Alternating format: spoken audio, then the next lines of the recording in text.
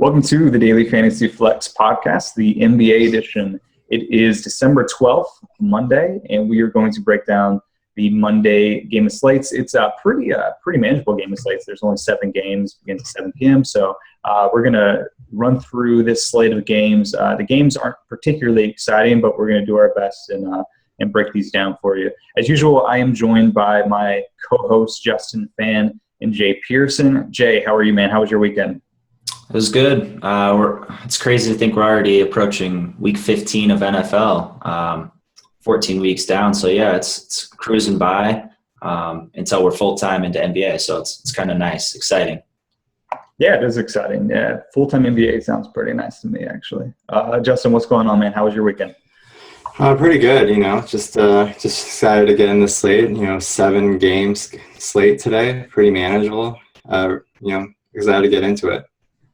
For sure. So the 2 games we're going to break down, again, these games aren't particularly exciting, so we're sort of reverting to, the ones that probably going to be the most fantasy friendly, the 2 highest total ones. So we're going to do the Rockets and the Nets. This isn't a particularly real-life exciting game. It does have a huge total of 229, but the Rockets are the majority of that. They're 14.5-point favorites, so massive spread. So we definitely wanted to touch on that one just because that spread is going to dictate a lot of the slate and how you handle the Harden situation and whether you want to fade him in cash because of the spread or whether you're scared to do so. So we wanted to at least discuss that sort of game theory idea in the slate because that will definitely affect things. And then the second game we'll discuss, probably the best game in the slate is going to be the Blazers and the Clippers. This is the second highest total game at 218.5, and the Clippers pretty large favorites here as well, 9.5 at home. So first, I will kick to Jay for injury news, and then we'll jump right into those games. Jay, what's the notable stuff for today? All right, we'll start with the earliest games. Kemba is expected to play through a left knee contusion. He said he's going to play, so we can fully expect him to. Monte Ellis has been ruled out with a sore groin, and it's confirmed that Glenn Robinson III is starting in his place. DeMar DeRozan missed practice Saturday, but he's fully expected to play. With the Heat injuries, Luke Babbitt and James Johnson are questionable. Justice Winslow and Deion Waiters are still out. With the Nets, Jeremy Lin has finally been upgraded to probable after that strained left hamstring injury. Justin Hamilton, who's missed a few games with a migraine, is questionable. On the Nuggets side, we got Wilson Chandler, the only injured player listed, questionable with the sore right hip. On the Mavs, we have Barea, Dirk, and Bogut are all still sidelined. Al-Farouq Aminu is doubtful after not suiting up last game after being active. Austin Rivers is out after suffering a concussion. Raymond Felton is back for them after missing 2 games for personal reasons. Blake Griffin, listed questionable but expected to play. That sore right knee that held him out last game. And then the Lakers, I believe Jose Calderon is still sidelined, and Tariq Black is considered doubtful. All right, cool. Let's jump right into these games. The first one we'll discuss, just because I think the next one is going to be a little more interesting DFS-wise, just with the James Harden situation. So let's jump on Clippers and Blazers first. We'll start off, I think, on the Blazers side. Obviously, this is a pretty brutal matchup against a Clippers team that is still very, very excellent defensively. They rank second in the league in defensive efficiency, allowing 100.2 points per 100 possessions. Memphis is now up to number 1. Going against the third worst defensive team in Portland, we did think that they would be a little bit better with Al-Farouq Aminu back, and they have jumped up from dead last in the league in defensive efficiency to 28th. But that's a little misleading because their actual points per 100 possession really hasn't budged. Brooklyn and LA has just gotten a lot worse. So definitely not a good defensive team by any means. So Justin, I'll kick to you first. This is a 9.5-point spread, but it seems like, it's sort of interesting with the best defense in the league versus the worst defense in the league. Seems like 9.5 could balloon a little bit more. What are your thoughts on this game in general? Yeah, I don't think I'm going to have any exposure to the Blazers. You look at the only guy I'm kind of interested in is Dame Lillard a little bit as a tournament play, but that's very iffy. He had a very good game the first time they met, and then he completely busted the second game. I think 29 and 10 that first game, which is, pretty good. And obviously you never want to target a matchup with Chris Paul. I think he's definitely more palatable to me than CJ McCollum. McCollum's just been very bad overall in those 2 appearances. He shot 9 for 23 from the field, 39%. I don't want anything to do with CJ. Then you look at, you go deeper and deeper on this roster, and it gets even thinner. So Dame is a thin tournament play, and then that's about it I want to do with Portland. I think there's definitely still some plays here on the Clippers side that I'm very interested in, despite this spread. You start with Blake Griffin. I think he's still questionable right now. Put up 53 DK points one time, 56 the second time he's faced this Blazers team that's been very generous to opposing frontcourt players this season. So I think he's an elite tournament play. I'm not sure if I want to cash him just yet, just with the uncertainty hanging around him. But I like that spot a lot for him. And Chris Paul has averaged 41 DK points this season against the Blazers, and he makes for a really strong cash game play. I like the floor here quite a bit, even with this spread. So those are the 2 I'm really looking for. I think DeAndre is kind of in the mix as a tournament play as well, but I like Blake Griffin a lot more, out of the 2. Yeah, Jay, what are your thoughts on Griffin specifically? And then you can you give your thoughts on the point guard battle here between Dame and Chris Paul. I mean, Blake is sort of in a weird spot where if you look at power forward on FanDuel, which just sort of like to break positions down that way just because they're only eligible for a single position, so you can kind of just streamline it here. Blake is $9K on FanDuel, and then the next highest priced guy is 6'4", which is Julius Randle. So if you're paying up for Blake, which is I don't think is necessarily a bad idea, you're really paying up for Blake relative to the other options. Yeah, you're going to have to sacrifice if you pay up for Blake and fade either Boogie or Harden, which isn't really something I want to do, especially with the questionable tag surrounding him. That said, I think, he's an elite top tournament option. Targeting Portland is no surprise, something we want to do. They're 25th in rebound percentage this season. We saw Blake record 13 rebounds in both games, each game against them earlier. So for me, the way tournaments work out, you'd probably prefer him to be questionable up until lock time. And then you kind of, because I think he's leaning more towards playing for sure. I'm expected to play in this one. So you'll probably see him at pretty low ownership, all things considered, with his 2 games against them previously. So tournament play only, I don't think it's safe enough in cash.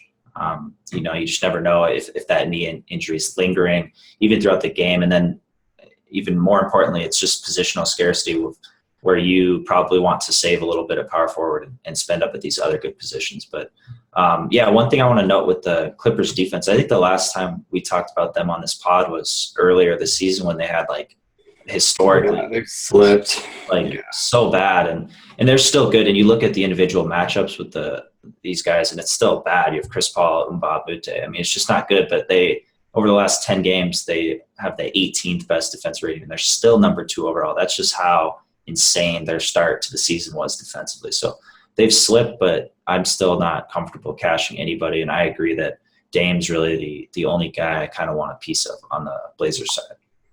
Yeah, and if you look at why their defense has slipped a little bit, a lot of it has been the bench for the Clippers. They started off really hot with their bench. It was very unsustainable with guys like Austin Rivers and Jamal Crawford and some of these guys who, are okay for their bench, but, they played way over their heads. So I don't think that some of these starters, I don't think DeAndre has been much worse than he has been at the beginning of the year. I think it's just the bench has been a lot worse, which I think that's an important distinction. Just because they've slipped doesn't mean that that's necessarily a great matchup for a guy like Dame or any of these big guys. I'm curious, what are your thoughts on DeAndre, Jay? Justin said that he was a little bit off of him. Then you look at his opponent plus minus against Mason Plumlee, and it's just massive. It's way up at 6.77 opponent plus minus on FanDuel. I mean, the Blazers are just awful defensively, allow so many rebounds. I mean, it seems like a sort of an underrated double-double spot here.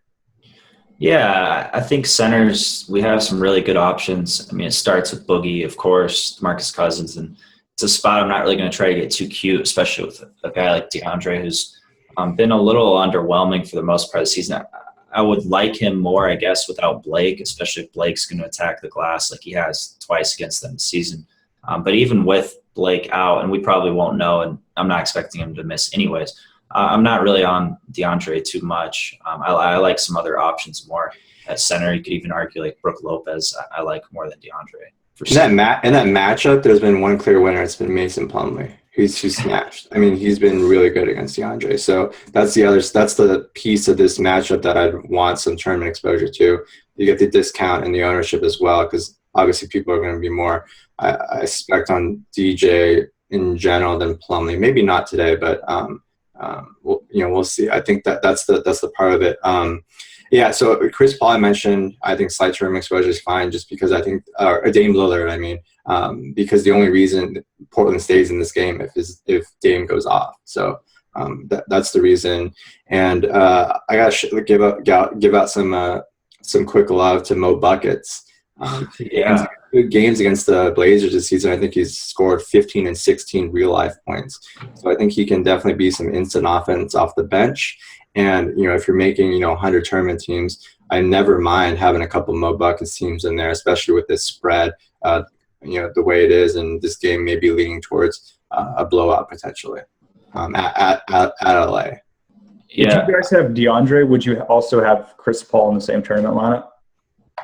I mean, yeah, probably. I would want that. I think with DeAndre in the spot, if you go him, you want other pieces of this team and game probably. You know what's really weird though is that if you go on our models and you look at this is a really cool tournament feature. So you go to DeAndre Jordan's player card and you go to the correlations tab. He actually has a negative correlation with Chris Paul this season. It's negative 0.1, which is kind of shocking because you figured that those two pick and roll a lot and they're kind of interconnected.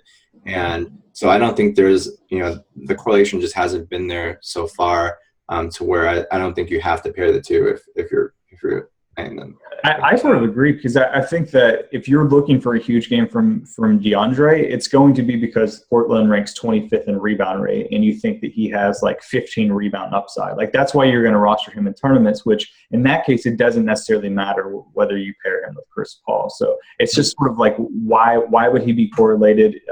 And that's because, he's catching lobs. He's going to score a lot of points from Chris Paul. And that seems like it's a little less interesting in tournaments than like the 15, 20 rebound upside games that he had last year and 2 years ago. I mean, I'll say the correlation for me is more for minutes. If you get DeAndre at his ceiling, you're assuming this game is going to be close and go all the way to the end, starters on the court. That's the only reason I would want other starters as well on your teams. One other guy, I think it's interesting with Austin Rivers out. First, he hasn't missed a game all season, and you can pull up the on-off tools we have on the bench, and it's very kind of misleading for someone like Jamal Crawford because he's played so many more minutes with the starters. So his on-off is kind of skewed, but he's a guy I'm looking at for some tournament exposure with that second unit. Rivers has a 18.5% usage rate this season, along with Mo Buckets. I'm looking at Jamal and Mo Buckets kind of to take a little leap with that second unit. Okay, cool. Let's move on to this next game. We'll keep on plowing through here. So the next game we'll talk about is the Rockets at Nets. As mentioned earlier in the pod, this is a massive total game. The Vegas total right now is at 229, which is over 10 points higher than any other game. That the next closest game is the one we just discussed. And it's a very large spread. The Rockets are 14.5-point favorites. They are implied to score 121.75 points, which is by far the most in the slate. I mean, obviously going against this Brooklyn team that is now a bottom two defense right there with the Lakers as far as the worst defensive teams in the league. So the question really on the slate, and which is why I want to discuss this, is what do you do with Harden here? I mean, it's you look at the spread and it's okay, well, I want to fade that in cash, but then you look at the team total relative to other teams, and you change your mind. So you just sort of look back and forth between those two columns, and it's a hard decision. Justin, where are you leaning here? I mean, what are you doing with Harden today? Yeah, I mean, you look at this Rockets spread, and it's the largest they've had all season. I think the largest they've had to this point is 13.5, I believe. So this is the largest spread that they've had, and you use our trends tool. You look at the games this season, the 3 games this season where they've been at least 11.5-point favorites, and Harden's averaged 56.3 DK points in that sample. So I feel pretty confident about Harden still in cash. I'm fine with it. It's definitely a decision whether you want to go with him or Boogie. That game is, I think, 7.5, so it's not a super close spread either. I think there's some risk there as well. Lakers coming off the second leg of a back-to-back, so I think I probably lean. Oh, it's 8.5 actually. So I think I probably lean Boogie out of the two, but I think you can definitely make a strong case to fit both those guys in. And what's surprising to me is that in these 3 games where the Rockets are favored by at least 11.5, Trevor Ariza has smashed pretty hard. Averaged 30.8 DK points in those 3 games, 66% consistency. And he's I think given this total, given the way this game projects, they have to be able to rack up stats somehow. And you look at this bench, it's not like they're really deep, and they don't have a lot of players coming off the bench. You look at Montrezl Harrell, Nene, Sam Decker. Eric Gordon's really nice, but the starters have to eat in this one. I think they're gonna have to put us on stats. So I like Trevor Ariza a lot as a tournament play. I don't think he's there quite yet for me in cash, but he's a guy I'm looking at, and Eric Gordon too off the bench. I think he can have a big game, maybe see 30 plus minutes in this one. So those are kind of the 2 I'm looking at beyond James Harden. What do we think about Patrick Beverley in this spot? Yeah, he's been really nice. Team is so much better with him on the court, but only 4,900 on DK. I think he's in play there for sure. You get the 3-point bonus. He's going to have, threes and steals is kind of what you're expecting. And to play off Ariza here in this spot, the Nets averaged the 3rd most turnovers per game in the league. So guys like Beverly and Ariza and Harden for sure with those steals just helps increase their ceiling and floor. So I think he's definitely in play on DK. Are we thinking that Jeremy Lin's return might cut they won't be as awful turnover wise as normal? No, because he's only going to play limited minutes. I mean, he won't turn it. They're going to be worse with him. He turns the ball over quite a bit. Yeah, he does. Yeah, it's even better. And no, I'm not worried about that. It's this team is awful. The one worry I have, it's the blowout for sure. They've had some really, really bad losses this season already. They've lost by 18, 17, 21, 19, 20, 32, 30.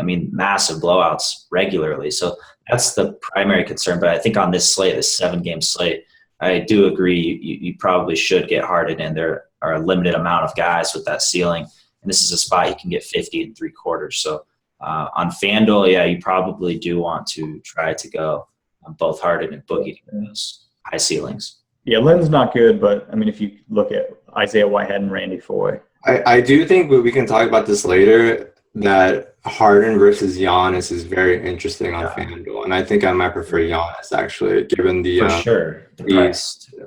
what is it? $1,600 difference, and then the fact that it's going to be closer game. That spread's 8 compared to the 14 that we see in this game. So maybe Harden profile is more as a tournament play. I think if I'm building a team right now on FanDuel, I'm probably going to look to start with Boogie and Giannis there.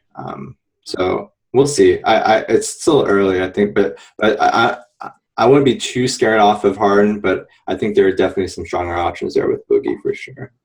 Yeah, if you just look at positional scarcity, with shooting guard, you have, I think, some pretty solid options. You talk about Giannis, but you also talk about Bradley Beal, we'll get to in a second, I think is definitely fine on FanDuel at 6'8". You have DeRozan, who's especially cheap on DraftKings, who I think is viable. So you have quite a bit of options on shooting guard. But then you look at center, and it's pretty brutal after Boogie. We just talked about we don't like Jordan, but he might be the second best option unless you really like Whiteside, who's been very volatile. I like Whiteside as a tournament play, but he's been very volatile. So locking him in as a cash game play is worrisome. So if you're just looking for stability, it seems like Cousins, you just sort of have to get him in as your center. today. Yeah, you kind of no question have to play him on FanDuel. I think there's some options on DraftKings that you can look at center, like Jokic and Julius Randle, who's newly center eligible. There are some guys you can look at, but on FanDuel it's pretty rough. So on FanDuel you definitely have to start your rosters with Boogie, just because I don't feel comfortable really rostering many of these other centers there. Do we like anyone on Brooklyn's side going back to this game? I mean, like even fringe guys. The thing is, like, they have a lot. No, I don't even like Brook Lopez, because I think this team is going to be way too deep. I mean, they have I expect, how many players do I have in the rotation right now? 7, 8, 9, 10, 11. I have 12 guys with, at least 10 minutes playing a day. You got Lynn coming back, it's going to mess things up. Anthony Bennett's getting minutes now. Justin Hamilton's probably going to be back from his thing, and they're running a really deep rotation now, where I don't see any of these guys getting enough minutes. I'd be shocked given this spread if Brook Lopez plays more than 29 minutes, 30 minutes. He's put up pretty big games though, and like hovering right around 30 minutes. Yeah, but the thing is, like, what's the ceiling though? Like, you want, relative to other guys, yeah. With your tournament plays, you kind of want minutes upside, right? You don't want to target these guys in kind of lopsided games where their ceiling can be diminished as a result. Yeah, I mean, it's more on DK 6,600, just underpriced. Yeah. But I agree, it's tough with some of these other options. But I don't know. I think Lynn back is probably like a net positive for him, getting a pick and roll partner back. But with limited minutes off the bench, it's not going to do much today. But yeah, nobody else for sure. It's pretty pointless. And then I guess the only other guy in Houston we could talk about, I like Ariza a lot. So I think Ariza's like almost cash play, because small forward's pretty bad. If you look at FanDuel, he's kind of in that range. Clint Capella, I like again, but I mean, it's not a spot where I'm realistically going to consider him. Probably I'm kind of locking in Boogie, but Brook is 66 out of 68 in defensive real plus minus among centers, so it's a pretty good spot for him. Yeah, I'm still not on Capella. He played more minutes last game. The only reason he played that many minutes was because Nene didn't play at all because he rested in the second leg of back-to-back. So this is not the second leg of back-to-back anymore. So I expect Nene and Montrezl Harrell to see minutes at center, which probably means Capella is optimistically going to get like 24 to 25 minutes and probably closer to like 20 to 22. But the upside there is for sure. Yeah, limited ceiling with minutes for sure. Yeah, it's kind of the thing with him and Brook Lopez, just how many minutes are they going to play?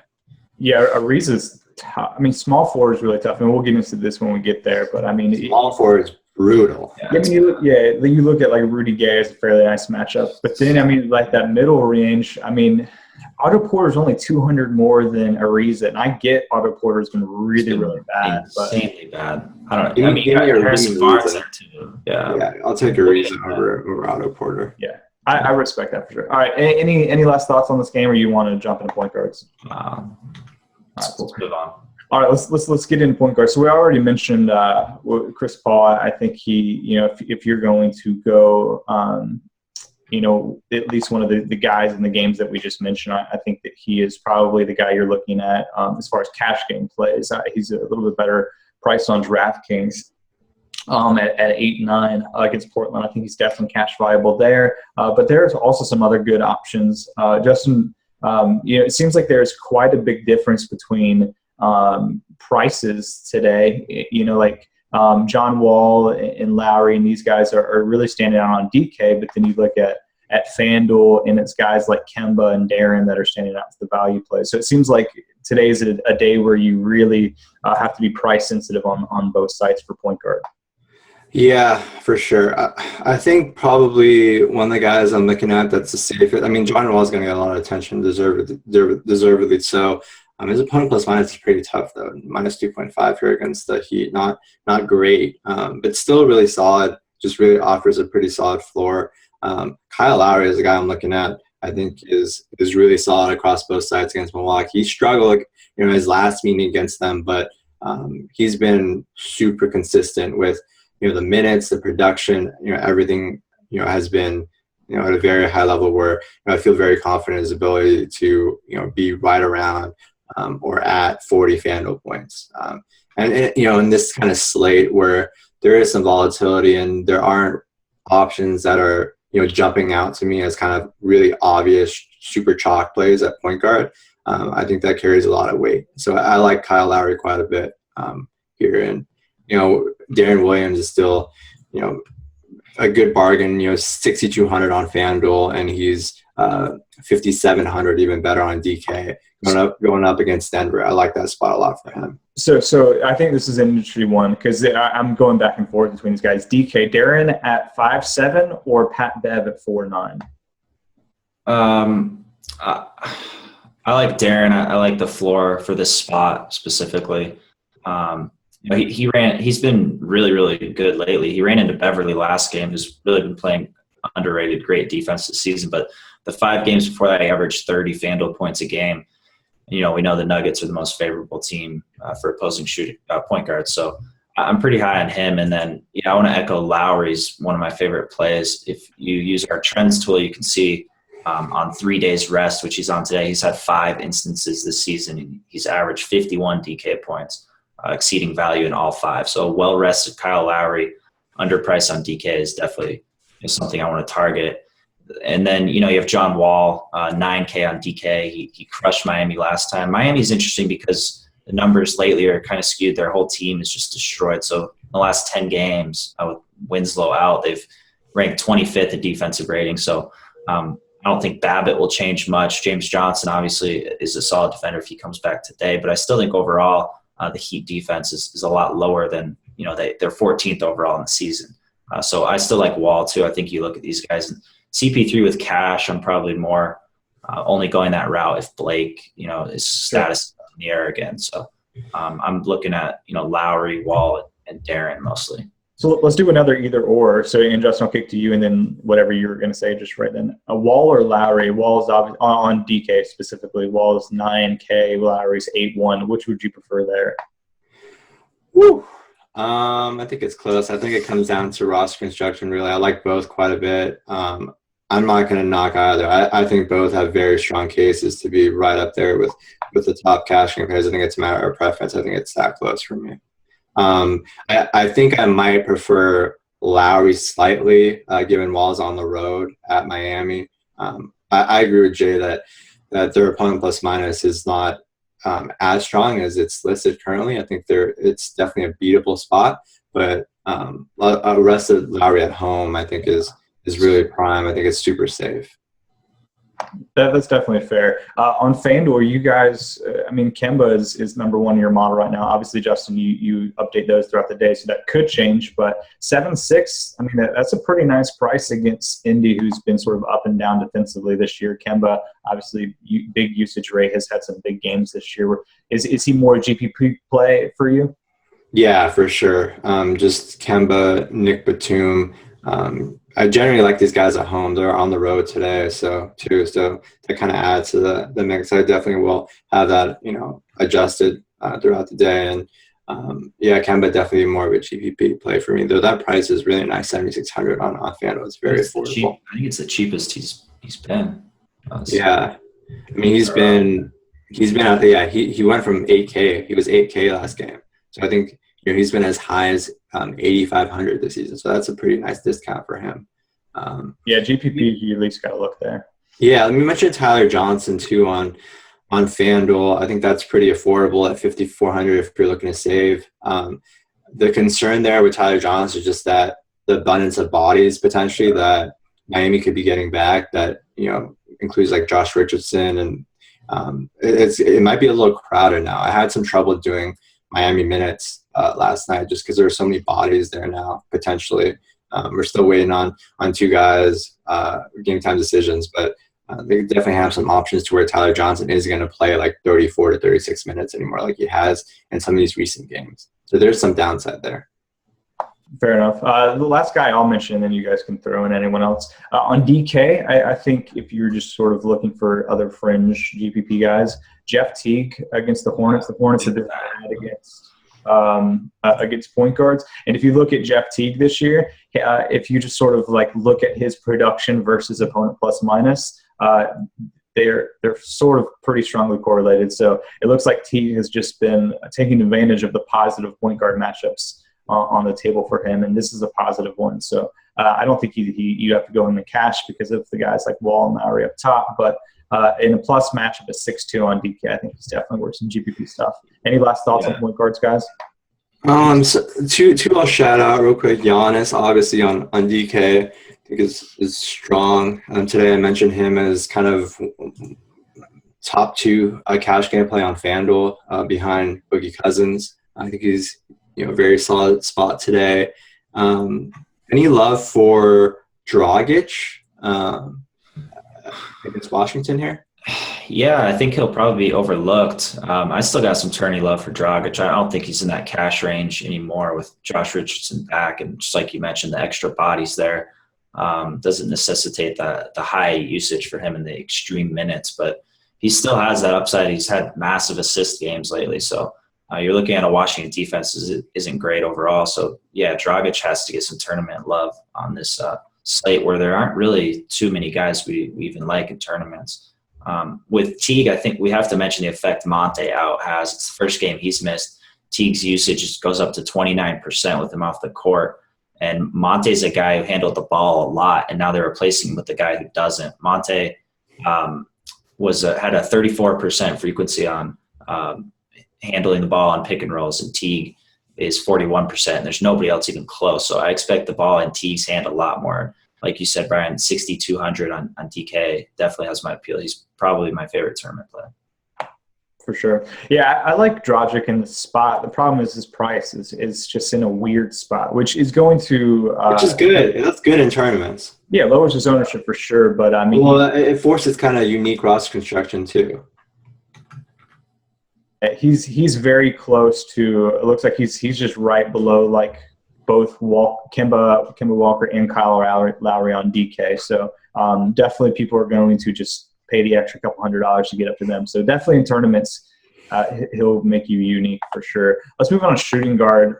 We've given our thoughts on Harden for sure, and we've said that we prefer Boogie to Harden. If you have to choose one, which on DraftKings you probably do, on FanDuel you can probably get away with both.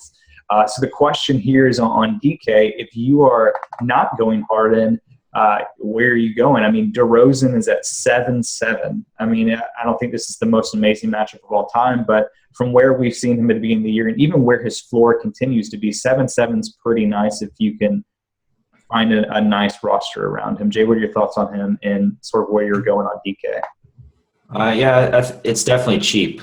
He had a really good game against him last time too, so I like the spot. I don't know if I'll pay. A guy who's 2K less, and a guy I'm really high on FanDuel as well is Wes Matthews going against Denver. He's averaged 30 FanDuel points over his last 8 games, double-digit 3-point attempts in 5 of those 8.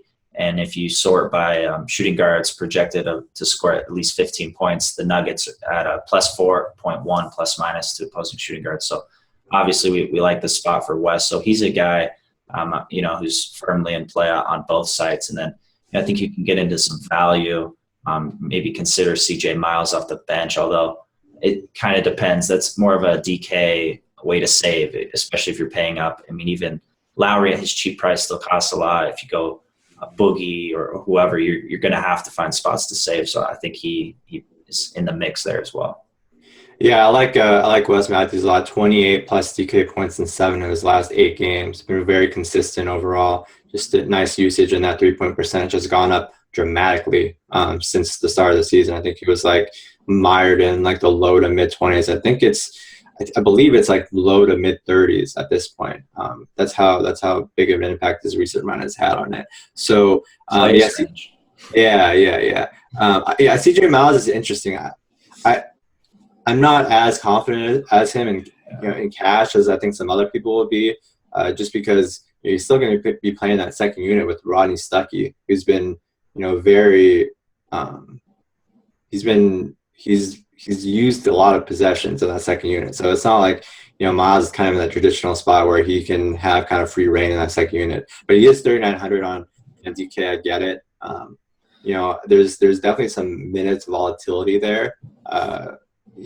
We saw him swing pretty dramatically from, over his last 2 games. He went from playing 28 minutes to playing just 14. So, kind of it scares you quite a bit to see that swing, though. That'll come up a little bit now with Monte Ellis out. So I think he's definitely in play. Who are some other guys we're liking here? We mentioned Eric Gordon as a tournament play. Batum. Batum. Beal went off last game against Miami too. He went up for 45. So yeah, it's a good spot. But I think on FanDuel you can pay up for either Harden or Giannis, and then I'd probably go Wes. DK gets interesting. I probably wouldn't cash Beal or Batum. DeRozan's in the mix, but I still think I kind of lean Wes, and these other guys kind of make my tournament teams. So you go Wes over Beal on FanDuel for shooting guard too? I would, yeah. Okay. I think that's pretty close for me. Like, it depends on my roster construction, I think would be the coin flip there. Yeah, I mean, in general, on this site, I'm looking to save when I can, and that's to get these studs that have, much higher ceilings than anybody else. And, there's 3 or 4 of them, you could argue. So I'm trying to get as many of them in as possible on a 7-game slate. Well, one more guy I'll mention is Lou Williams. Definitely some concern about him last game with D'Angelo Russell and Nick Young back, but he managed to drop 37.7 FanDuel points, went for 24, 6 and 5 off the bench. He's just been on an absolute rampage lately. And with Russell and Nick Young still on minutes limits, I think he's definitely still in play as a tournament option. I think I'd rather have him as a tournament option as a lot of these other guys because he's flashed like a legit 40-plus FanDuel point ceiling. He's just dominating usage in that second unit, and I don't know, just kind of have to ride the hot hand here. So he's still definitely in the mix for me. I think he might get a little overlooked, but we'll see. It's a small player pool for shooting guard, which I think that you should have. If you're just limiting your player pool, like especially on DraftKings, and there's like maybe 5 guys that we really like. So maybe just a night where you CJ Miles is one, and CJ Miles is one. Yeah, So one guy I'll throw in too that I'm a little off of today is Will Barton. Against Dallas. Yeah. I think he's kind of been in that mix as a cash game staple for this last couple of games since he came back, but the minutes came down and he has a tough matchup here against Wes. So I'm a little off Will. I think he's below that, Wes Matthews, Bradley Beal territory for me. Any love for we didn't even mention him in that game, but Kilpatrick, I think. I think he's fine in some tournaments. Yeah, if you just look at the scarcity of the position, like he's going to have a fairly high usage rate and like could get some garbage minutes. So I think he's okay. He's going to bring him ice, but he's fine. I think it's thin. Yeah, there's not much love, but really in the 5-game sample size we have of him with Lynn playing, it's this exact same usage rate. It's identical. The minutes are just the only thing that's up about 3, but he also entered the starting lineup as well. He's expected to continue there. So I don't know. Yeah, I'm not going to have too much. Yeah, the minutes upside is very capped. They got Karis LeVert back. Now he's playing some off guard, and they got Randy Foy's in the mix and Lynn and Whitehead. It's pretty crowded there in the backcourt now. I will say that I like Batum quite a bit for tournaments. I know we already mentioned him, but I think he was going to be, if you're looking at the guys who are viable here, I mean, we're really looking at exposure with Harden or DeRozan and Giannis. I think Batum is probably going to have the least exposure of those guys. So you have to look at these guys, and I agree with Bryan on Batum just because you have to look at these guys in tournaments that have actually flashed like 40, 50 point ceilings. They've had those types of games that can win you a GPP, and Batum has fit that profile. I don't think this is like the most prime of spots, but I think it's profitable enough to where you can roll them on some rosters. Right. Okay, let's move on to small forward. And all right, let's start on DK. Where do you go? This is so brutal. Like if you just look at Paul George is in a tough spot here. If you're just looking at the top guys, is it Rudy Gay cash time on both sides maybe? I'm high on Harrison Barnes again. I want to piece the Nuggets defense, and you look at the Nuggets this year and they're just atrocious defending isolation plays, which is something Barnes almost exclusively does this season as part of his offense. So, they have Gallo on Barnes. It's not something that scares me at all. So I'm looking at Barnes on both sides as kind of where I'm starting at small forward. And then, Paul George is interesting because we have the opponent plus minus tool, and his shows, I believe, very favorably, but like it just doesn't make sense with MKG on him. He played him once this year, didn't do too well, and he only faced MKG once last year. I think MKG didn't even play that much, but over the last 10 games, the Hornets have the number 1 defensive rating, actually ahead of Memphis. So it's a spot where you're basically like settling with Paul George in a matchup you don't really love, and that's not really something I want to do when there are plenty of other guys I'd rather spend up. So it's a spot where I'm looking at Barnes, and then like I know the numbers are massively skewed as a starter, but what do you guys think about GR3? No, I'm not on GR3. He needs like 38 minutes and PG out for me to look at him. I mean, you look at that stretch there for a little bit when he was playing those minutes, and he was like, I felt a little even iffy about him then. And look at the spot now where he's playing with the starters, alongside Jeff Teague, alongside PG, Thaddeus has shown some life last game, and I don't like this spot. I think I'd much rather invest in the bench where you're going to get more usage. I think this is a spot where people assume that the starter benefits, when the starter actually has to play with other high usage players, and he's going to just sit there in the corner and not do much. So if we're looking at biggest beneficiaries of Monte being out, I'm looking at CJ Miles, I'm looking at Rodney Stuckey instead. I'd rather invest in those guys off the bench than GR3 as a starter. I agree with HB. We talked about Ariza, Rudy Gay I like quite a bit. It's brutal. I don't even know. So we haven't really hit on Gay. I mean, what do you guys think of Rudy Gay? Yeah, I think he's fine, but are you going to be able to fit him if you want some of these other high-priced guys? You're spending up at point guard, at least one option. You want Giannis or Harden, and you want Boogie, so it's kind of tough to throw in a 7K guy. I think you could do it. We'll get into power forward next. You can spend down, but Harrison Barnes is only 600 less. I mean, it's not like you're like. I'm talking about like both. Your small forward number 2. Barnes is my number 1 for sure. It's the second one, and I think like CJ Miles is there and Rudy Gay is there, and maybe Is Porter just too bad right now? I mean, for me, yeah. Yeah, I don't think I can trust him in cash at this moment. Yeah, it's tough. I mean, Mo Harkless has a brutal matchup too against the Clippers in a potential blowout. That's tough.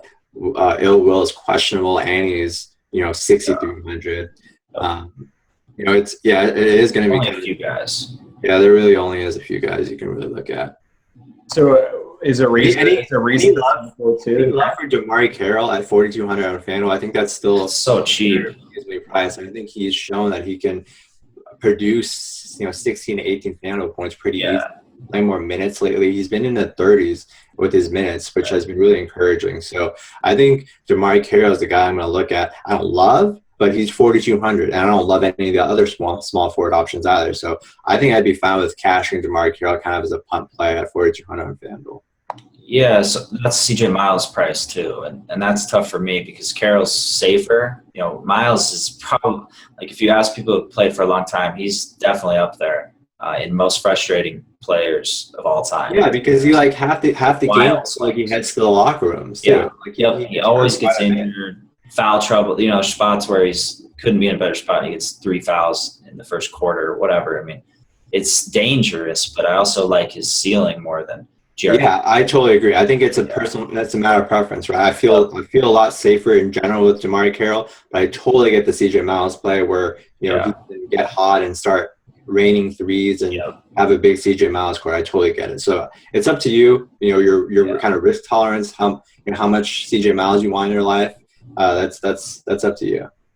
So maybe Carroll and cash, and if you play more double ups and CJ Miles. Yeah, I mean, I don't mind CJ Miles and cash necessarily on FanDuel, but you just have to understand the downside there is all. So Jay, are you fine with Ariza on FanDuel, or are you fine going down to Carroll? Yeah, that's the question. It's like if I can get Gay in with Barnes, I'm going to do it.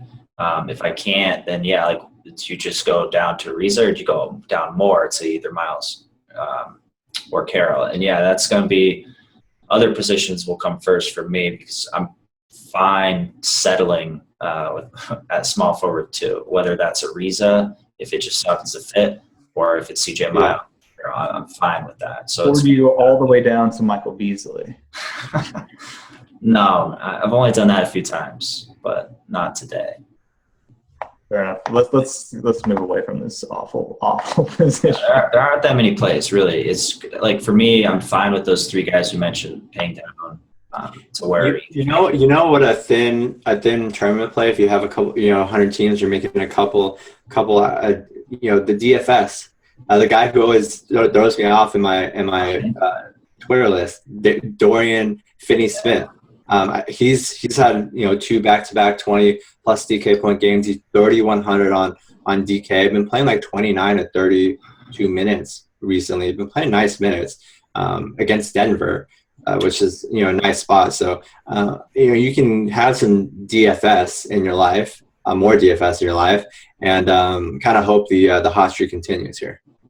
He's a real play. That's a scary play for me, but I get tournaments, man. It's like 30 so cheap.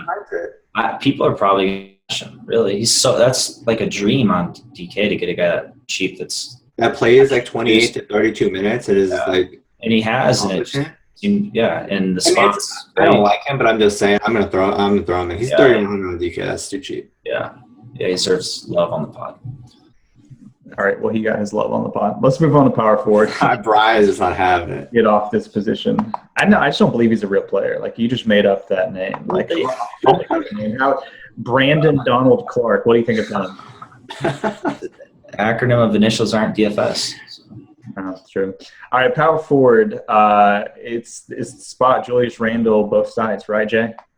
Oh, man, give me Jokic. He's back, baby. We finally got some Nikola Jokic in our lives. 33.7 FanDuel points over his last 5. Sign me up there for sure. Randall's second leg of back-to-back, but, he's producing and Tariq Black if he's out again. There's some nice options. Dwight Powell.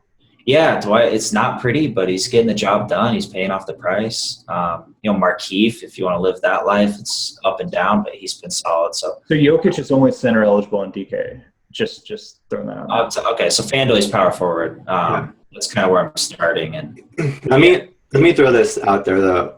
I've been very on Team Jokic the last couple of games, and I like it a lot. I mean, he's been phenomenal, don't get me wrong. But I'm just going to throw this out there. I think there's some minutes downside here with kind of everybody back. And Fareed playing as well as he did last game, it makes me nervous, man. I hate Fareed. Fareed went from a DNP CD, and he just had a massive double-double last game. He just called out. So I'm a little worried that even though Jokic is playing really well, that his minutes might get jerked around here. And he could play 20 minutes. Yeah, I legitimately think he can play 20 minents. Like if they decide to play Fareed at center or something, I mean they can against Dallas. I mean Dallas doesn't have Bogut. They're playing Dwight Powell there a lot. So I'm a little worried about Jokic in that respect because they have a lot of bodies there in that front court in Denver. Like I felt a lot better when Fareed was pretty firmly out of rotation, but he should be. Him just balling out last game makes me nervous because it's Jokic, it's Nurkic, it's Fareed, it's Darrell Arthur, it's Wilson Chandler who's back now. There's some downside there for me. And to jump on that, I mean the matchup. If there's some minutes downside, and they were playing the Suns, that's one thing. But they're playing the second slowest team in the league in the Mavericks. They have the second slowest pace behind Utah. So if you just feed Jokic, let him eat on the Bogut-less front court. If we were the coaches, we would. Yeah, that's the thing. Malone's the guy holding Jokic back. Nobody but Malone. Nobody but Malone. Yeah, so that I'm just gonna throw that out there just so you can think about it. I don't think Jokic is as autoplay as you think it is, because if I knew he'd play 24 or 26 minutes, which he should, I'd lock him in no matter what. But I still think there's a little bit of downside there. In playing 20 minutes, that means he's going to play 7 possessions. So I mean that's important to. Yeah. So I mean the other options all have some downside too. They do. For sure. So on DK, we can get to FanDuel in a second, where Jokic is an option. I think he's still fine. I understand both points. I think I'm okay with the risk a little more than Justin maybe, but I think I'd still cash him, but I'm just throwing it out there just so you're 20 minutes. Don't be surprised. If he play, exactly. Yeah. It's like Embiid. Like all he needs is like. The slate has a lot of that. I mean, if you cash like Jokic, CJ Miles, you're kind of like playing with fire in that there are massive downsides. Some of your players could combine for 4 minutes. Miles is in the same boat. He should be playing, a lot more minutes. He's been insanely good this season. He's shooting arguably as good as anybody in the league. Yeah, Bryan's going to cash Michael Beasley too, apparently. So that's another guy. So a DK, if Jokic isn't available, where are we looking at for cash? I mean, Randall at 6'3", is that fine? I mean, he's been really good lately. Hit over 30 DK points in each of his last 5 games. Been really solid as far as minutes go. And I mean, it's hard to get minutes on this Lakers team. So that stability is been a little surprising at 6'3" in such a bad power forward spot. I mean, I don't hate that. Are you off him, Jay?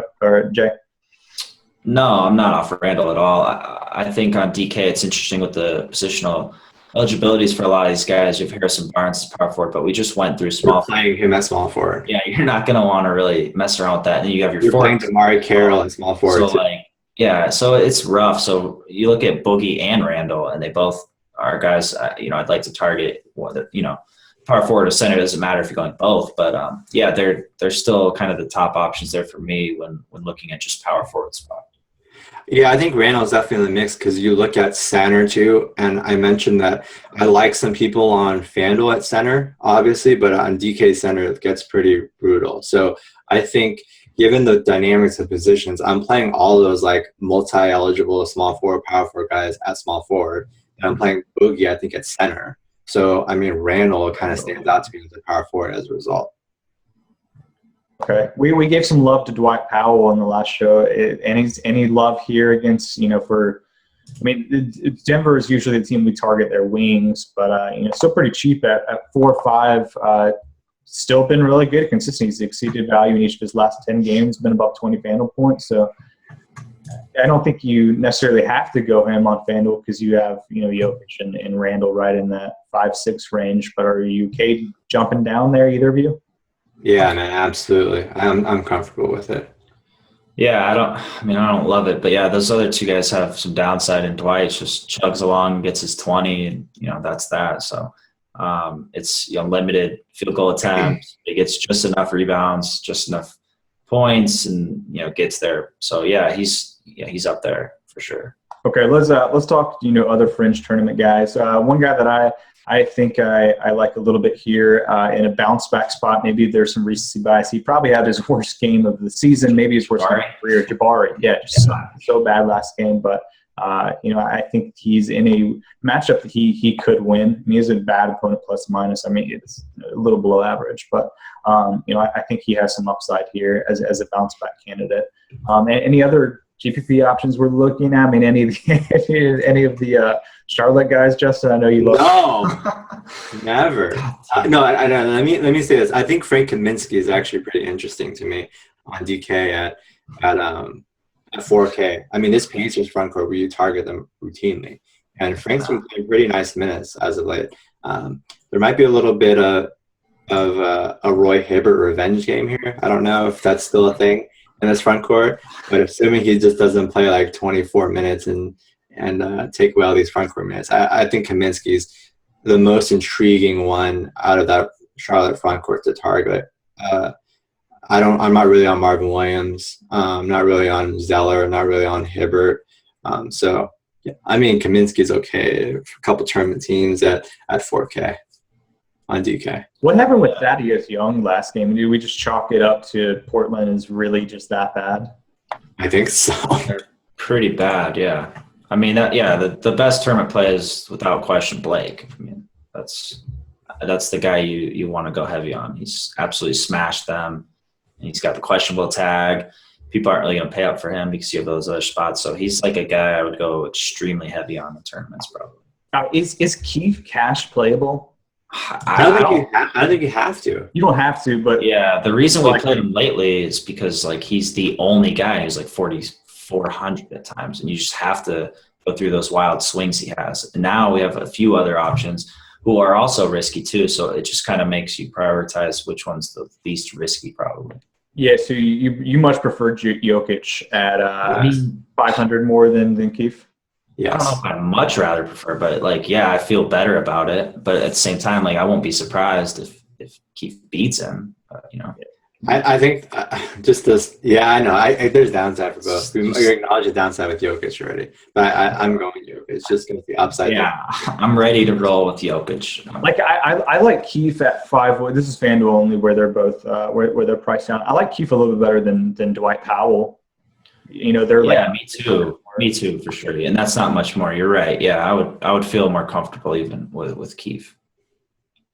Okay, let's finish with center. And we I think jumped into this a little bit when we were discussing the games here, because positional scarcity is definitely a thing with center today. You look at Boogie on top, especially with these guys who are only have one position eligible on FanDuel. So you have Boogie at the top. He's by far the most pricey guy. But then if you look right below him, it's hard to get. Is there even another guy that you would start to consider in cash? Yeah, I think you can look at Marcin Gortat. He put up 44 FanDuel points last time he played Hassan Whiteside in the Heat. I think he's definitely, close spread. No, Yam Mahimi, I believe, is out a week, so a nice little minutes upside there, an extra minute or two. Last time against the Heat, he went for 44.2 FanDuel points. He put up 10, 16, and 4 with 5 blocks. And we've talked in the spot about how, Whiteside's been very generous to opposing centers despite his reputation, whatever it may be. I think Gortat's pretty strong. 6,100 on FanDuel. I think he's probably my center too there behind DeMarcus Cousins. Yeah, I love Gortat quite a bit. We've attacked Whiteside all season. There's no point to stop now. And you have a game sample size where he went off against him too. So another guy I want some term exposure to a little bit is Miles Turner probably. But yeah, I agree. It's kind of tough getting a ceiling with a lot of these guys relative to Boogie. So it's a spot. Whiteside's dealing with the knee and hip soreness. Got benched for lack of energy on Friday in the third quarter. So there are a lot of question marks around him as well. And then you kind of get into guys we touched upon earlier with Brook Lopez and Capella, who I like a lot, but you have that lack of minutes upside. Yeah, same thing kind of applies with like Valanciunas not playing enough minutes. I think it's pretty limited scope for me, just like the guys I'm looking at on center. It's just like your pool has to be guys who can play 26 plus minutes at the minimum, and that's not a lot of guys today. So we got the Al Jefferson and the Roy Hibbert just dual revenge game here. Wow. Yeah. I think I'd rather have Al Jeff there because the total here is pretty nice, and the usage Al Jeff has been looking at recently has been obscene. Like, check out his usage, like his field attempts for 36, like the last week or so, it's just been off the charts. So give me some backdoor Al Jeff revenge game. That game is going to be pretty slow. The pace differential for Al Jeff is minus 1.1. So like him in those types of slower spots for sure. Who should be playing? We're talking about CJ Miles. We're talking about Jokic. Bebe should be playing more. He's actually legit good. He's like a 20 PPR this year. He's been really good defensively. They lost Bismack, and he's like their only good defender down low now. See, that's kind of a sneaky tournament play that I can get on board with. The Bebe call, especially if Val doesn't play a lot, they kind of offer that kind of athletic look to match Henson a little bit. I think that the Bay has shown, 25 plus DK point upside pretty recently. So that's the kind of guys I'm looking for. He's 3,900 on DK, not going to be owned at all. I think you can throw him in some tournament teams. I think that makes sense. Bebe is shooting like 82% around the rim. Can we talk about Mason Plumlee and his history of just smashing DeAndre Jordan just so hard? Yeah, we talked about that in the game breakdown. Is that it? is that sustainable, or is that just? I think it's all we have to look at, and It's a pretty nice impressive track record, man. Yeah. Between this season and last season, I mean, he just murders. Yeah. So I think he's a very nice tournament play too. Just Yep. kind of hope this game stays relatively close and he gets anywhere near like 30 minutes. I think he should return value pretty nicely.